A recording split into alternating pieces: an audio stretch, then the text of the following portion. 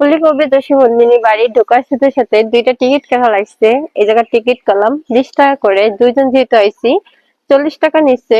এই সাইডে আছে দেখেন অনেক সুন্দর দোলনা দুইটা, আর এই সাইডে আছে কবরের স্থান, ঠিক আছে।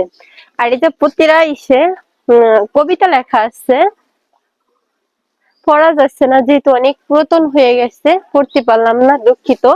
এই পাশে আরো কবিতা লেখা আছে, প্রতিটা ইসে কবিতা লেখা।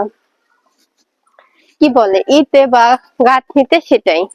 আমার বাড়ি যাইও ভোর, বসতে দেব পিড়িতে, জল পাই যে করতে দেব শালি ধানের চিড়িতে।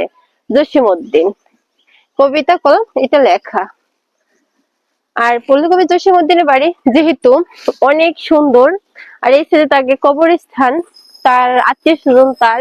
আর পল্লী কবি জসীমউদ্দিনের অনেক কিছু আছে, সেটা আপনাদের একটু ভিতরে যে দেখাবো।